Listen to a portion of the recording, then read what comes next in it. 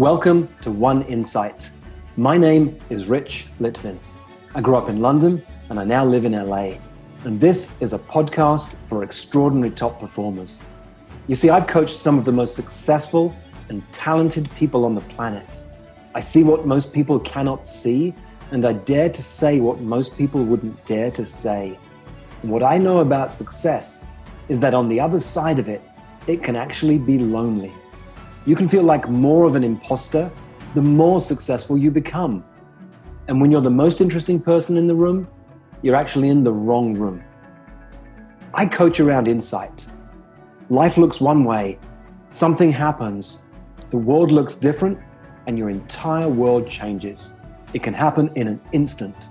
And this podcast is called One Insight because a single insight can change everything. Matt is a powerful man and a powerful leader, and he knows that at this moment of challenging circumstances, he was born for this. However, he's been a client and a student of mine for long enough that he caught it and he slowed down. He didn't jump into superhero mode where he knows how to save the day and help people. He slowed down enough to see what was needed. We get on a call and we talk for 10 minutes. And he has a distinction. He has an insight that gets him so clear, I can tell he knows what to do. He's good to go. This is a 10-minute episode. It illustrates beautifully the power of insight. It illustrates beautifully the power of coaching powerful people, because when they have an insight, there's nothing more you need to do. You don't need to turn it into a 27-step plan and hold them accountable. They are good to go. Put yourself in the seat of a client as I'm coaching Matt, and hear yourself as I'm coaching you. Put yourself in the seat of a coach. How would you have coached Matt? What would you have done differently?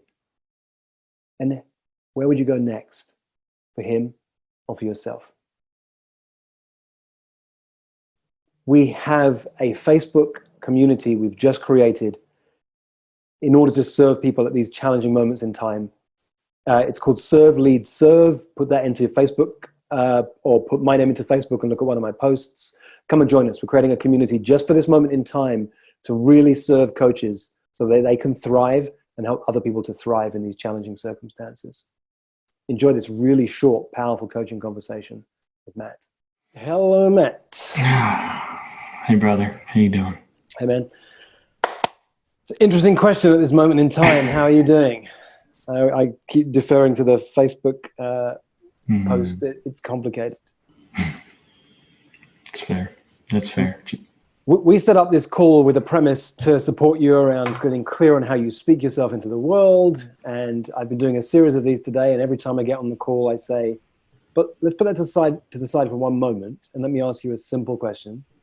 What's your biggest challenge right now? Well, let me ask you the same thing. What's your biggest challenge right now, Matt?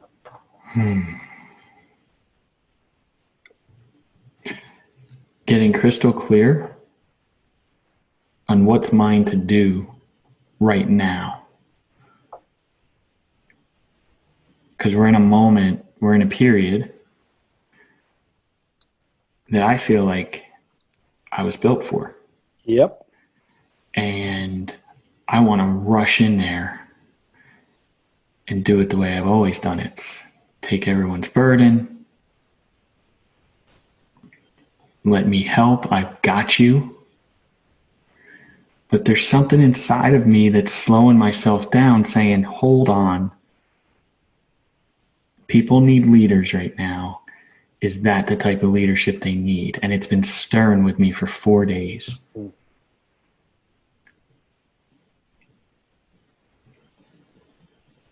Yeah. Well, I know the truth of that because I know you well, that you are the kind of leader who was born for this. You are the kind of person who can help people in really challenging circumstances. What I love is that your default pattern, instead of it just being the reality that was right there, I rush in, I've got your back, I can save the day. You took a moment to pause and check in first. it might well be that this is a moment to rush in and get people's backs and support them and do what you know best. But that you took that moment to pause changes everything. Yeah, I can't agree more. And it's been a weird experience. And even as you say it, my heart starts to race. But where it's become peaceful for me is when I've checked in on my motivation, where admittingly, sometimes in the past, definitely not always, I've rushed in to be the hero. And that's not, when I check into my motivation, no, I don't really care who's the hero right now. I just want a different energy, a different conversation, different story to start playing out than what we're experiencing. And I want to contribute versus even be the hero. That's less. And so and these come up. So that gives me validation to sit in it and kind of be like, okay, let's dissect this a little bit to do it with what people need versus what you think they need. If that makes sense. It does. It's a good distinction. I read an article yesterday about PPE, personal protective equipment for medical professionals. The article was written by a doctor who shared the experiences from the Ebola crisis. And he talked about how important it is for nurses and doctors to do everything they need to do to put on their personal protective equipment, the gloves, the masks, the eye guards, to scrub up afterwards, how carefully to take stuff off, to remove it, to be careful to clean themselves.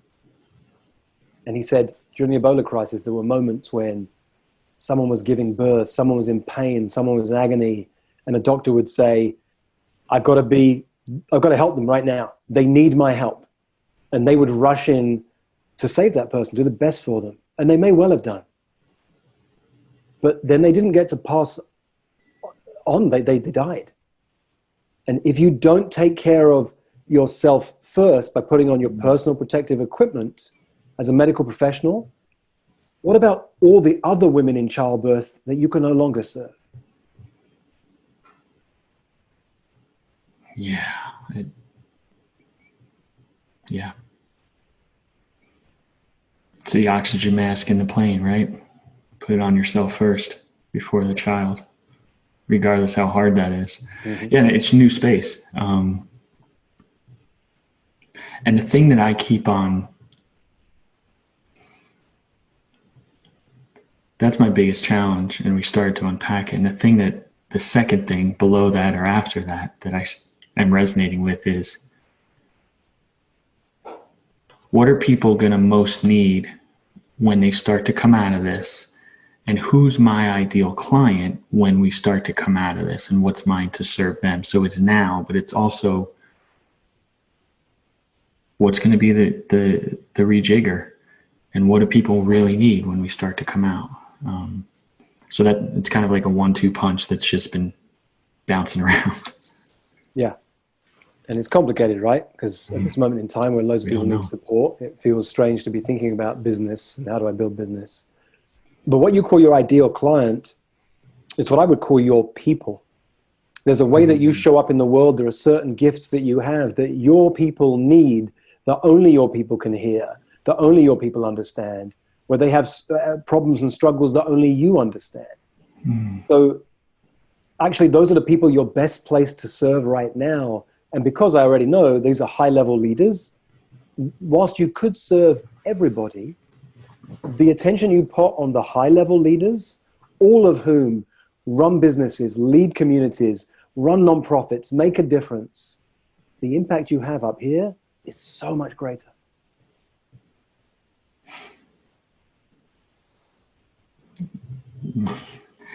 Yeah, mate. My whole body just filled up with tingling and heat and energy the minute you made the triangle thing, because it's funny. I just sent out something to my community saying I'm going to set up twice a week, 30 minutes to just start to give you some things to maybe shift the energy and shift this conversation, just so you feel a little more empowered or have an opportunity to. And the minute I sent it out, Rich, I said to myself, wow, I don't really want to talk to everybody. I want to talk to the people that lead teams. And when you went like that, that's what just came out. I'm like, wow, the people that lead the teams in the locker rooms, in the boardrooms, in their households, those are my people. And you just made that crystal clear for me, and almost gave me permission. But I filled up with heat and energy right now. Nice. Yeah, mate. Cheers. So once that insight comes, then it's in the implementation. And for me, it's always in the premise of slowing down to speed up. Yeah. By practicing this already, by not jumping in to be the hero that you know how to be, by not being there to save everyone, you created the space to go, oh, those leaders of teams, those are my people. I've done this for years. I know exactly what goes on for them, what fears, what doubts, insecurities they have, the visions they have, how they get in their own way, because it's you too. And so now it's in the reaching out one person at a time that this difference will happen. Yeah, that feels so good. Because it seems so easy for me to see me there, right? Because that's who I've been. I've led many of these people. I've led them. They've been on my team, and now they're running their own teams. And that just feels so good because I can just look at me. What do I need? What did I need in that place? And it's just simple. Yep. It just kind of fits. Yeah. Yeah, brother. That excites me. So on one level, we're there. I can see from your face that you've already gone into, if you're watching on video, Matt's not even looking in my eyes. He's off. He's thinking about what's he going to do next, who's he going to reach out to, what conversations will he have. So on one level, we're complete. We can be done now. The podcast episode is wrapped. You've got what you need to do. You know what you need to do right now.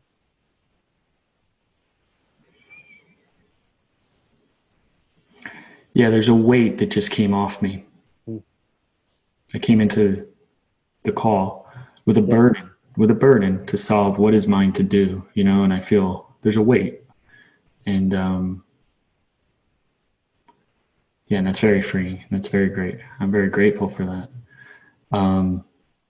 Then I think we're here. And I love these moments because I coach around insight. When someone gets the insight, they're ready to be in action. It's who Matt is. Matt's been immersed in my world for enough time that he knows, okay, let me think. Who would I reach out to? What's the question I would ask? How would I have that conversation? How would I make it feel personal, not a Facebook post? He knows exactly what to do. So in this moment, we're good. We're done. Matt, I love you, man. I love you too, brother. You set me free. Thank you. For most of human history, it wasn't called coaching. It was called leadership. And it's what I love to do, to coach people, to lead people, and to mess with people's thinking. If you'd like more of this, or if you'd like to learn more about our community of extraordinary top performers, go to richlitvin.com/oneinsight.